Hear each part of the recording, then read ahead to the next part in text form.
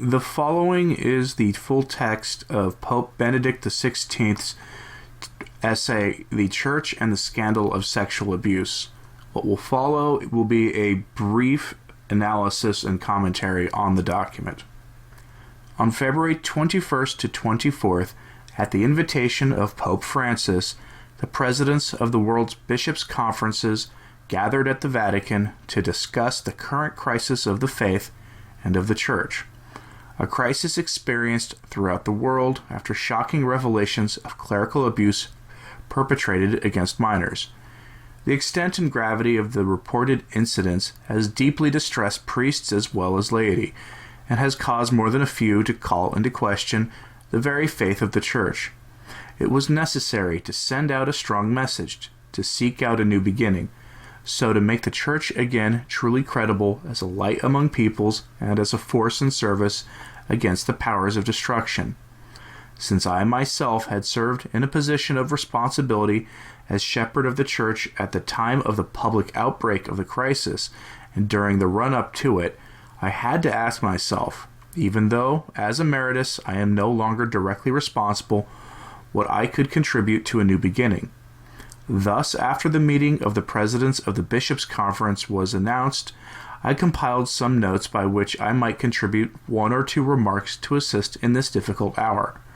Having contacted the Secretary of State, Cardinal Pietro Parolin, and the Holy Father, Pope Francis himself, it seemed appropriate to publish this text in the Klerusblatt, a monthly periodical for clergy in most Bavarian dioceses. My work is divided into 3 parts. In the first part, I aim to present briefly the wider social context of the question, without which the problem cannot be understood.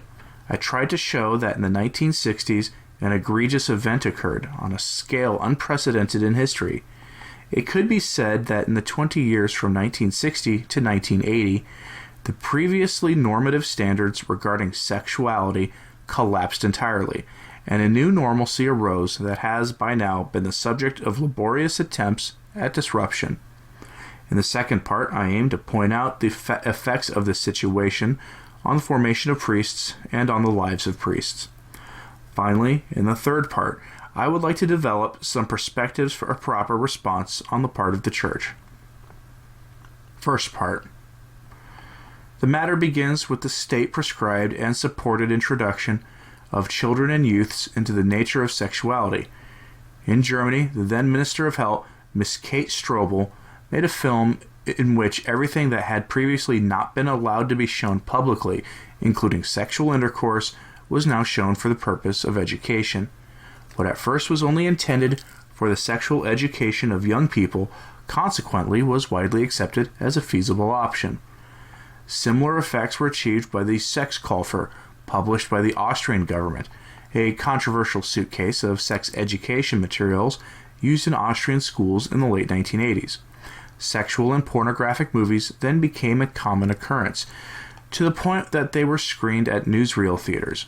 I still remember seeing, as I was walking through the city of Regensburg one day, crowds of people lining up in front of a large cinema, something we had previously only seen in times of war, when some special allocation was to be hoped for. I also remember arriving in the city on Good Friday in the year 1970 and seeing all the billboards plastered up with a large poster of 2 completely naked people in a close embrace. Among the freedoms that the Revolution of 1968 sought to fight for was this all-out sexual freedom, one which no longer conceded any norms. The mental collapse was also linked to a propensity for violence. That is why sex films were no longer allowed on airplanes, because violence would break out among the small community of passengers. And since the clothing of that time equally provoked aggression, school principals also made attempts at introducing school uniforms with a view to facilitating a climate of learning. Part of the physiognomy of the Revolution of '68 was that pedophilia was then also diagnosed as allowed and appropriate. For the young people in the Church, but not only for them, this was in many ways a very difficult time. I have always wondered how young people in this situation could approach the priesthood and accept it with all its ramifications. The extensive collapse of the next generation of priests in those years and the very high number of laicizations were a consequence of all these developments. At the same time, independently of this development, Catholic moral theology suffered a collapse that rendered the Church defenseless against these changes in society. I will try to outline briefly the trajectory of this development. Until the Second Vatican Council, Catholic moral theology was largely founded on natural law, while sacred scripture was only cited for background or substantiation. In the Council's struggle for a new understanding of revelation, the natural law option was largely abandoned, and a moral theology based entirely on the Bible was demanded. I still remember how the Jesuit faculty in Frankfurt trained a highly gifted young Father Bruno Schuler with the purpose of developing a morality based entirely on Scripture. Father Schuler's beautiful dissertation shows a first step towards building a morality based on Scripture. Father Schuler was then sent to America for further studies and came back with the realization that from the Bible alone, morality could not be expressed systematically. He then attempted a more pragmatic moral theology without being able to provide an answer to the crisis of morality. In the end, it was chiefly the hypothesis that morality was to be exclusively determined by the purposes of human action that prevailed. While the old phrase, "the end justifies the means," was not confirmed in this crude form, its way of thinking had become definitive. Consequently, there could no longer be anything that constituted an absolute good, any more than anything fundamentally evil. There could be only relative value judgments. There no longer was the absolute good, but only the relative better, contingent on the moment and on circumstances. The crisis of the justification and presentation of Catholic morality reached dramatic proportions in the late 80s and 90s. On January 5, 1989, the Cologne Declaration, signed by 15 Catholic professors of theology, was published. It focused on various crisis points in the relationship between the episcopal magisterium and the task of theology.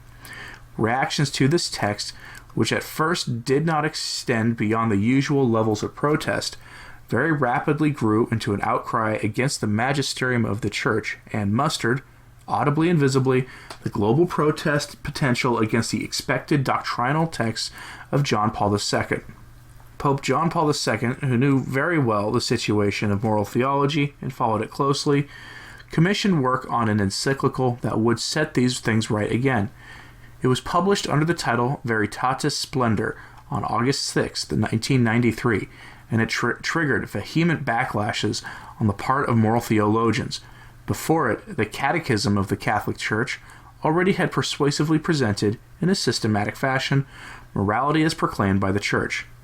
I shall never forget how then-leading German moral theologian Franz Bokel, who, having returned to his native Switzerland after his retirement, announced in view of the possible decisions of the encyclical Veritatis Splendor that if the encyclical should determine that there were actions which were always and under all circumstances to be classified as evil, he would challenge it with all the resources at his disposal.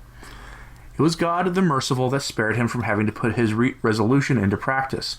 Bokel died on July 8, 1991. The encyclical was published on August 6, 1993, and did indeed include the determination that there were actions that can never become good.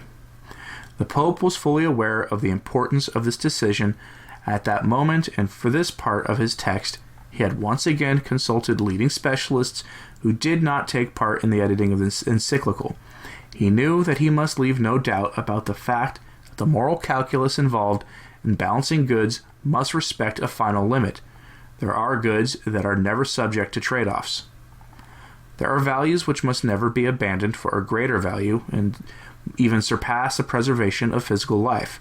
There is martyrdom. God is about more than mere physical survival. A life that would be bought by the denial of God, a life that is based on a final lie, is a non-life. Martyrdom is a basic category of Christian existence. The fact that martyrdom is no longer morally necessary in the theory advocated by Bokel and many others shows that the very essence of Christianity is at stake here. In moral theology, however, another question had meanwhile become pressing. The hypothesis that the magisterium of the Church should have final competence infallibility. Only in matters concerning the faith itself gained wide acceptance. In this view, questions concerning morality should not fall within the scope of infallible decisions of the magisterium of the Church. There is probably something right about this hypothesis that warrants further discussion, but there is a minimum set of morals which is indissolubly linked to the foundational principle of faith, and which must be defended if faith is not to be reduced to a theory, but rather to be recognized in its claim to concrete life. All this makes apparent just how fundamentally the authority of the Church in matters of morality is called into question. Those who deny the Church a final teaching competence in this area force her to remain silent, precisely where the boundary between truth and lies is at stake. Independently of this question, in many circles of moral theology, the hypothesis was expounded that the Church does not and cannot have her own morality. The argument being that there are moral hypotheses would also know parallels in other religions, and therefore a Christian property of morality could not exist. But the question of the unique nature of a biblical morality is not answered by the fact that for every single sentence somewhere, a parallel can also be found in other religions. Rather, it is about the whole of biblical morality, which as such is new and different from its individual parts. The moral doctrine of Holy Scripture has its uniqueness ultimately predicated in its cleaving to the image of God, in faith in the one God who showed himself in Jesus Christ, and who lived as a human being. The Decalogue is an application of the biblical faith in God to human life. The image of God and morality belong together, and thus result in the particular change of the Christian attitude towards the world and human life. Moreover, Christianity has been described from the beginning with the word hodos, Greek for a road in the New Testament, often used in the sense of a path of progress. Faith is a journey and a way of life. In the Old Church, the catechumenate was created as a habitat against an increasingly demoralized culture, in which the distinctive and fresh aspects of the Christian way of life were practiced, and at the same time protected from the common way of life. I think that, even today, something like catechumenal communities are necessary so that Christian life can assert itself in its own way. Second part, initial ecclesial reactions. The long-prepared and ongoing process of dissolution of the Christian concept of morality was, as I have tried to show, marked by an unprecedented radicalism in the 1960s. This dissolution of the moral teaching authority of the Church necessarily had to have an effect on the diverse areas of the Church. In the context of the meeting of the presidents of the Episcopal conferences from all over the world with Pope Francis, the question of priestly life, as well as that of seminaries, is of particular interest. As regards the problems of preparation for priestly ministry in seminaries, there is in fact a far-reaching breakdown of the previously form of this preparation. In various seminaries, homosexual cliques were established, which acted more or less openly and significantly changed the climate in the seminaries. In one seminary in southern Germany, candidates for the priesthood and candidates for the lay ministry of the pastoral specialist lived together. At the common meals, seminarians and pastoral specialists ate together. The married among the laymen, sometimes accompanied by their wives and children, and on occasion by their girlfriends. The climate in the seminary could not provide support for preparation to the priestly vocation. The Holy See knew of such problems without being informed precisely. As a first step, an apostolic visitation was arranged of seminaries in the United States. As the criteria for the selection and appointment of bishops had also been changed after the Second Vatican Council, the relationship of bishops to the seminaries was very different too. Above all, a criterion for the appointment of new bishops was now their conciliarity, which of course could be understood to mean rather different things. Indeed, in many parts of the Church, conciliar attitudes were understood to mean having a critical or negative attitude towards a hitherto existing tradition, which was now to be replaced by a new, radically open relationship with the world. One bishop, who had previously been seminary rector, had arranged for the seminarians to be shown pornographic films, allegedly with the intention of thus making them resistant to behavior contrary to the faith. There were, not only in the United States of America, individual bishops who rejected the Catholic tradition as a whole and sought to bring about a kind of new modern Catholicity in their dioceses. Perhaps it is worth mentioning that in not a few seminaries, students caught reading my books were considered unsuitable for the priesthood. My books were hidden away, like bad literature, and only read under the desk. The visitation that now took place brought no new insights, apparently because various powers had joined forces to conceal the true situation. A second visitation was ordered and brought considerably more insights, but on the whole failed to achieve any outcomes. Nonetheless, since the 1970s, the situation in seminaries has generally improved, and yet only isolated cases of a new strengthening of priestly vocations came about as the overall situation had taken a different turn. The question of pedophilia, as I recall, did not become acute until the second half of the 1980s. In the meantime, it had already become a public issue in the U.S., such that bishops in Rome sought help, since canon law, as it is written in the new 1983 Code, did not seem sufficient for taking the necessary measures. Rome and the Roman canonists at first had difficulty with these concerns. In their opinion, the temporary suspension from priestly office had to be sufficient to bring about purification and clarification. This could not be accepted by the American bishops, because the priests thus remained in the service of the bishop, and could be taken to be still directly associated with him. Only slowly, a renewal and deepening of the deliberately loosely constructed criminal law of the new code began to take shape. In addition, however, there was a fundamental problem in the perception of criminal law. Only so-called guarantourism, a kind of procedural protectionism, was still regarded as conciliar. This means that above all, the rights of the accused had to be guaranteed, to an extent that factually excluded any conviction at all. As a counterweight against the often inadequate defense options available to accused theologians, their right to defense by way of guarantourism was extended to such an extent that convictions were hardly possible. Allow me a brief excursus at this point. In light of the scale of pedophilic misconduct, a word Jesus has again come to attention which says, "Whoever causes one of these little ones who believe in me to sin, it would be better for him if a great millstone were hung around his neck and he were thrown into the sea." See Mark chapter 9, verse 42.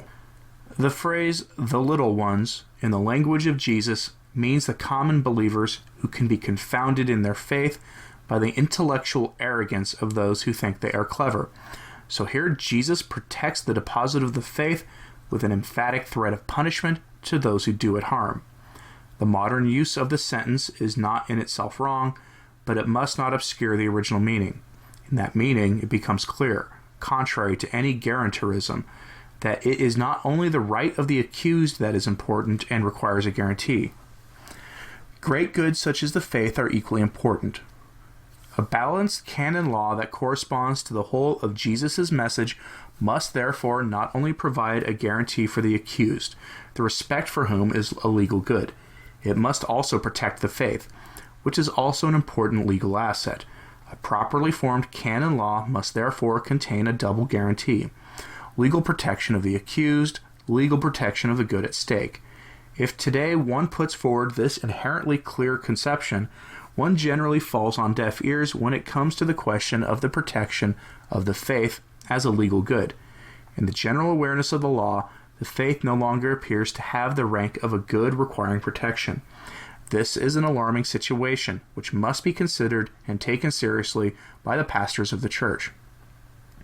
I would like now to add to the brief notes on the situation of priestly formation at the time of the public outbreak of the crisis a few remarks regarding the development of canon law in this matter. In principle, the congregation of the clergy is responsible for dealing with crimes committed by priests, but since guarantourism dominated the situation to a large extent at the time, I agree with Pope John Paul II that it was appropriate to assign the competence for these offenses to the Congregation for the Doctrine of the Faith under the title Delicti Moria Contra Fidem. This arrangement also made it possible to impose the maximum penalty, i.e. expulsion from the clergy, which could not have been imposed under other legal provisions. This was not a trick to be able to impose the maximum penalty, but as a consequence of the importance of the faith for the church. In fact, it is important to see that such misconduct by clerics ultimately damages the faith. Only where faith no longer determines the actions of man are such offenses possible. The severity of the punishment, however, also presupposes a clear proof of the offense. This aspect of guarantorism remains in force. In other words, in order to impose the maximum penalty lawfully, a genuine criminal process is required. But both the dioceses and the Holy See were overwhelmed by such a requirement. We therefore formulated a minimal level of criminal proceedings and left open the possibility that the Holy See itself would take over the trial where the diocese or the metropolitan administration is unable to do so. In each case, the trial would have to be reviewed by the Congregation for the Doctrine of the Faith in order to guarantee the rights of the accused. Finally, in Feria 4, the assembly of the members of the congregation, we established an appeal instance in order to provide for the possibility of an appeal. Because all this actually went beyond the capacities of the Congregation for the Doctrine of the Faith, and because delay arose which had to be prevented owing to the nature of the matter, Pope Francis has undertaken further reforms. Third part. What must be done? Perhaps we should create another church for things to work out? Well, that experiment has already been undertaken and has already failed. Only obedience and love for our Lord Jesus Christ can point the way. So let us first try to understand anew and from within ourselves what the Lord wants and has wanted with us. First, I would suggest the following. If we really wanted to summarize very briefly the content of the faith as laid down in the Bible, we might do so by saying that the Lord has initiated a narrative of love with us and wants to subsume all creation in it. The counterforce against evil, which threatens us and the whole world, can ultimately only consist in our entering into this love. It is the real counterforce against evil. The power of evil arises from our refusal to love God. He who entrusts himself to the love of God is redeemed. Our being not redeemed is a consequence of our inability to love God. Learning to love God is therefore the path of human redemption. Let us now try to unpack this essential content of God's revelation a little more. We might then say that the first fundamental gift that faith offers us is the certainty that God exists. A world without God can only be a world without meaning. For where then does everything that is to come from? In any case, it has no spiritual purpose. It is somehow simply there and has neither any goal nor any sense. Then there are no standards of good or evil. Then only what is stronger than the other can assert itself. Power is then the only principle. Truth does not count. It actually does not exist. Only if things have a spiritual reason, are intended and conceived, only if there is a Creator God who is good and wants the good, can the life of man also have meaning. That there is a God as Creator and as the measure of all things is first and foremost a primordial need. But a God who would not express himself at all, who would not make himself known, would remain a presumption and could thus not determine the form, gestalt, of our life. For God to be really God in this deliberate creation, we must look to him to express himself in some way. He has done so in many ways, but decisively in the call that went to Abraham and gave people in search of God the orientation that leads beyond all expectation. God himself became creature, speaks as a man with us human beings. In this way, the sentence "God is" ultimately turns into a truly joyous message, precisely because he is more than understanding, because he creates and is love. To once more make people aware of this is the first and fundamental task entrusted to us by the Lord. A society without God, a society that does not know him and treats him as non-existent, is a society that loses its measure. In our day, the catchphrase of God's death was coined. When God does die in a society, it becomes free, we were assured. In reality, the death of God in a society also means the end of freedom, because what dies is the purpose that provides orientation, and because the compass disappears that points us in the right direction by teaching us to distinguish good from evil. Western society is a society in which God is absent in the public sphere and has nothing left to offer it. And that is why it is a society in which the measure of humanity is increasingly lost. At individual points, it becomes suddenly apparent that what is evil and destroys man has become a matter of course. That is the case with pedophilia. It was theorized only a short time ago as quite legitimate, but it has spread further and further, and now we realize with shock that things are happening to our children and young people that threaten to destroy them. The fact that this could also spread in the church and among priests ought to disturb us in particular. Why did pedophilia reach such proportions? Ultimately, the reason is the absence of God. We Christians and priests also prefer not to talk about God, because this speech does not seem to be practical. After the upheaval of the Second World War, we in Germany had still expressly placed our Constitution under the responsibility to God as a guiding principle. Half a century later, it was no longer possible to include responsibility to God as a guiding principle in the European Constitution. God is regarded as the party concern of a small group and can no longer stand as the guiding principle for the community as a whole. This decision reflects the situation in the West, where God has become the private affair of a minority. A paramount task, which must result from the moral upheavals of our time, is that we ourselves once again begin to live by God and unto Him. Above all, we ourselves must learn again to recognize God as the foundation of our life instead of leaving Him aside as a somewhat ineffective phrase. I will never forget the warning that the great theologian Hans Urs von Balthasar once wrote to me on one of his letter cards. Quote, "Do not presuppose the triune God, Father, Son, and Holy Spirit, but present them." End quote.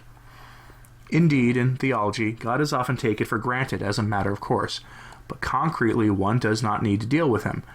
The theme of God seems so unreal, so far removed from the things that concern us, and yet everything becomes different if one does not presuppose but present God. Not somehow leaving Him in the background, but recognizing Him as the center of our thoughts, words, and actions. God became man for us. Man as His creature is so close to His heart that He has united Himself with Him and has thus entered human history in a very practical way.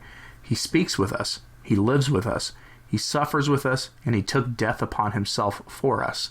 We talk about this in detail in theology, with learned words and thoughts, but it's precisely in this way that we run the risk of becoming masters of faith, instead of being renewed and mastered by the faith. Let us consider this with regard to a central issue, the celebration of the Holy Eucharist. Our handling of the Eucharist can only arouse concern. The Second Vatican Council was rightly focused on returning this sacrament of the presence of the body and blood of Christ, of the presence of His person, of His passion, death, and resurrection, to the center of Christian life and the very existence of the Church. In part, this really has come about, and we should be most grateful to the Lord for it. And yet a rather different attitude is prevalent. What predominates is not a new reverence for the presence of Christ's death and resurrection, but a way of dealing with Him that destroys the greatness of the mystery. The declining participation in the Sunday Eucharistic celebration shows how little we Christians of today still know about appreciating the greatness of the gift that consists in His real presence. The Eucharist is devalued into a mere ceremonial gesture when it is taken for granted that courtesy requires Him to be offered at family celebrations or on occasions such as weddings and funerals to all those invited for family reasons. The way people often simply receive the Holy Sacrament in communion as a matter of course shows that many see communion as a purely ceremonial gesture. Therefore, when thinking about what action is required first and foremost, it is rather obvious that we do not need another church of our own design. Rather, what is required first and foremost is the renewal of the faith in the reality of Jesus Christ given to us in the Blessed Sacrament. In conversations with victims of pedophilia, I have been made acutely aware of this first and foremost requirement. A young woman who was a former altar server told me that the chaplain, her superior as an altar server, always introduced the sexual abuse he was committing against her with the words, "This is my body which will be given up for you." It is obvious that this woman could no longer hear the very words of consecration without experiencing again all the horrific distress of her abuse. Yes, we must urgently implore the Lord for forgiveness, and first and foremost, we must swear by Him and ask Him to teach us all anew to understand the greatness of His suffering, His sacrifice, and we must do all we can to protect the gift of the Holy Eucharist from abuse. And finally, there is the mystery of the Church. The sentence with which Romani Guardini, almost 100 years ago, expressed a joyful hope that was instilled in him and many others remains unforgettable. Quote, "An event of the incalculable importance has begun. The Church is awakening in souls." End quote. He meant to say that no longer was the Church experienced and perceived as merely an external system entering our lives as a kind of authority, but rather it began to be perceived as being present within people's hearts, as something not merely external, but internally moving us. About half a century later, in reconsidering this process and looking at what had been happening, I felt tempted to reverse the sentence, "The Church is dying in souls." Indeed, the Church today is widely regarded as just some kind of political apparatus. One speaks of it almost exclusively in political categories, and this applies even to bishops who formulate their conception of the Church of tomorrow almost exclusively in political terms. The crisis caused by the many cases of clerical abuse urges us to regard the Church as something almost unacceptable, which we must now take into our own hands and redesign, but a self-made church cannot constitute hope. Jesus himself compared the church to a fishing net in which good and bad fish are ultimately separated by God himself. There is also the parable of the church as a field on which the good grain that God himself has sown grows, but also the weeds that an enemy secretly sown onto it. Indeed, the weeds in God's field, the church, are excessively visible, and the evil fish in the net also show their strength. Nevertheless, the field is still God's field, and the net is God's fishing net. And at all times there are not only the weeds and the evil fish, but also the crops of God and the good fish. To proclaim both with emphasis is not a false form of apologetics, but a necessary service to the truth. In this context, it is necessary to refer to an important text in the Revelation of St. John. The devil is identified as the accuser who accuses our brothers before God day and night, Revelation 12:10. St. John's Apocalypse thus takes up a thought from the center of the framing narrative in the book of Job, Job 1 and 2, verse 10, 42, verses 7 to 16. In that book, the devil sought to talk down the righteousness of Job before God as being merely external.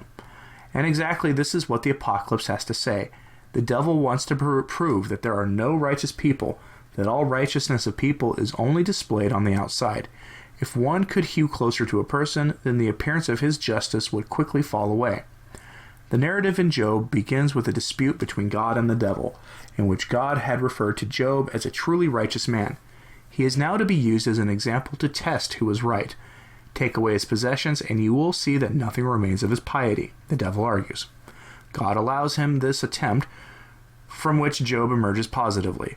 Now the devil pushes on, and he says, quote, "Skin for skin. All that a man has he will give for his life. But put forth thy hand now, and touch his bone and his flesh, and he will curse thee to thy face." End quote. Job chapter 2, verse 4. God grants the devil a second turn. He may also touch the skin of Job. Only killing Job is denied to him. For Christians, it is clear that this Job, who stands before God as an example of all mankind, is Jesus Christ. In St. John's Apocalypse, the drama of humanity is presented to us in all its breadth. The Creator God is confronted with the devil, who speaks ill of all mankind and all creation. He says, not only to God, but above all, to people, "Look at what this God has done, supposedly a good creation, but in reality full of misery and disgust." That disparagement of creation is really a disparagement of God. It wants to prove that God himself is not good, and thus to turn us away from him. The timeliness of what the Apocalypse is telling us here is obvious. Today, the accusation against God is, above all, about characterizing his church as entirely bad, and thus dissuading us from it. The idea of a better church, created by ourselves, is in fact a proposal of the devil, with which he wants to lead us away from the living God, through a deceitful logic by which we are too easily duped. No, even today the church is not made up of bad fish and weeds. The Church of God also exists today, and today it is the very instrument through which God saves us. It is very important to oppose the lies and half-truths of the devil with the whole truth. Yes, there is sin in the church and evil, but even today there is the Holy Church, which is indestructible.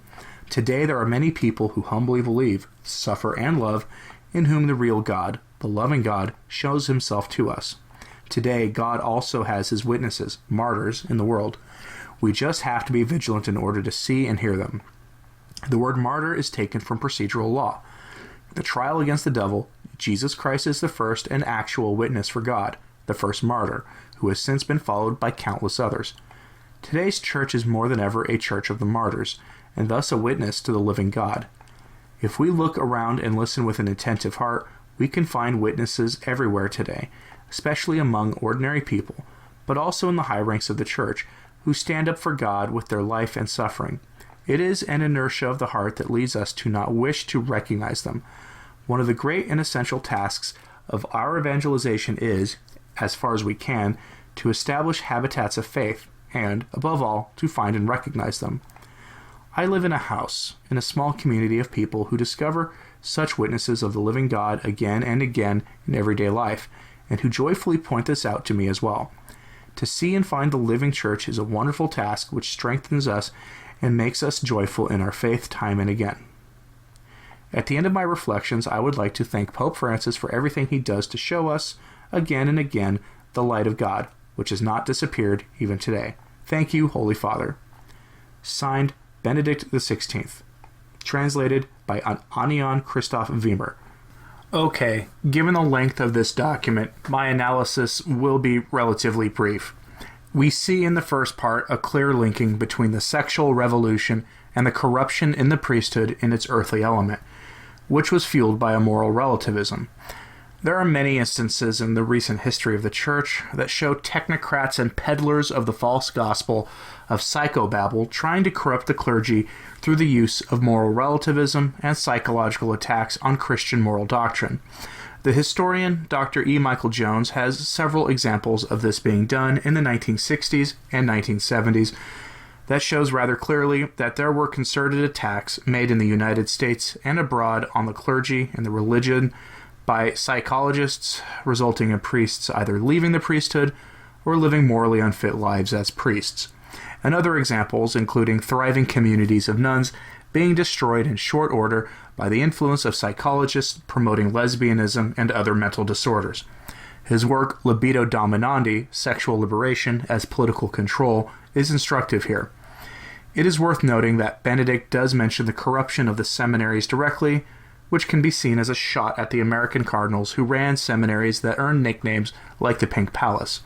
It is also worth noting, however, that there was no mention of the infiltration of the church by Freemasons and communists and other similar intellectually and spiritually corrupt figures of those kind that has led to our crisis. Most interesting to me is the commentary on the spirit of Vatican II leading directly to the pedophilia crisis, at least the cover-up aspect that compounded the problem, both in that the perpetrators were able to continue preying upon minors, as well as destroying the moral authority of the Church in the public sphere.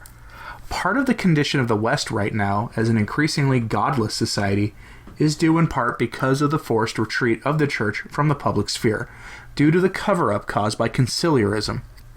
Conciliarism, or the spirit of Vatican II, enabled the protection of predators and morally unfit men in the priesthood. Full stop. In this context, Benedict's repeated words of not being able to craft a church in our own image as an experiment that has already been tried is an interesting one. Is he referring to Protestantism or the Second Vatican Council? Those are words worth considering. Finally, the collapse of the moral authority of the Church in the public sphere has naturally resulted in the Church becoming a sort of political organization. That's his claim, and it's mostly true. In truth, this was the result of that same conciliarism, which becomes evident in the reading of encyclicals from John the 23rd, Paul VI, and even John Paul II, many of which focus in an increasingly technical manner on the various social ills of the day. Look to Populorum Progressio of Paul VI or Laudato Si of Francis as evidence of this increasingly political and technocratic turn in the social teaching of the Church. There is more to consider. I'll be paying attention to the analysis that will be coming from other Catholic voices in the coming days on this document. It is a statement of the situation of the Church today that most of us are paying more attention to the words of an ostensibly retired pope than those on the present pontiff on the issue of the moral condition of the Church today. That itself deserves prayerful reflection. especially in light of the bizarre footage of Francis on hands and knees kissing the feet of the Sudanese president that emerged yesterday. So pray, pray, pray for the church in this time. Thanks for listening. I'm Anthony Stein. Ave Maria.